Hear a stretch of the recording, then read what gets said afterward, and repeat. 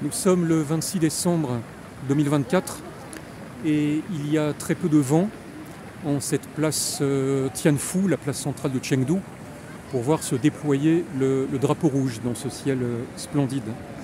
Aujourd'hui, Mao Tse-tung aurait eu 131 ans et donc je me trouve sur cette superbe place, donc au centre de Chengdu, comme je l'ai dit, la capitale du Sichuan. Alors, la grande question qui se pose à propos de Mao, c'est la suivante. C'est une question qui a été très bien étudiée dans les cahiers de Lerne, sur Mao, qui a été publié en 1972. Est-ce que Mao s'inscrit dans la pensée classique, la pensée traditionnelle chinoise? Mao est-il un héritier de la vieille Chine? Je vais tenter de montrer rapidement que Mao a été confucéen de manière anti-confucéenne, mais qu'il était également taoïstement anti-Tao. Alors, en ce qui concerne Confucius, Mao a été clair, au moins jusqu'au 10e congrès en 73. C'est-à-dire que, pour lui,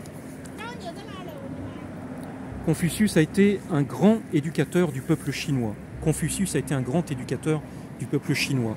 Dans ce numéro des Cahiers de Lerne se trouve reproduit un poème assez célèbre de 56 qui s'appelle La Nage, où Mao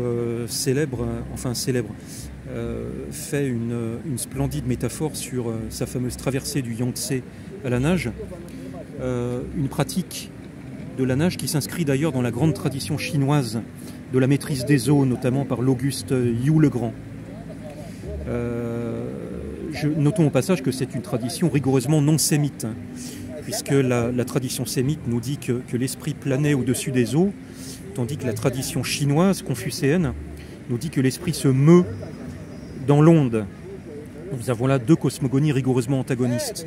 Alors, vous voyez, ici, Confucius nous dit « Cela vaut mieux que de se promener oisif dans une cour, enfin je me sens au large, le maître l'a bien dit, sur les bords d'un cours d'eau, allons de l'avant comme le flot s'écoule. » Voilà. Donc, pour Mao, il s'agit de mettre la pensée de Confucius au service des masses.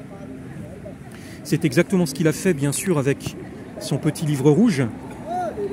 Un petit livre rouge qui, d'ailleurs, de manière peut-être paradoxale, s'inscrit dans la grande tradition impériale, par exemple, de l'édit de l'empereur confucéen Kangxi. Alors, son rapport avec Confucius était quand même un peu plus complexe que ça.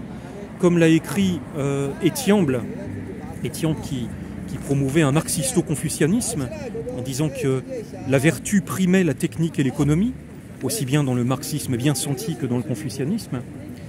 Étiamble avait résumé les choses dans un numéro de l'Exil en disant que Mao avait été châtié par son père au nom de Confucius, d'où sa révolte contre le père. Tuer le père pour lui, ce sera donc tuer Confucius. Comment mieux le tuer qu'en se substituant à lui? Donc je trouve que de cette manière, le rapport entre Mao et Confucius est très bien vu.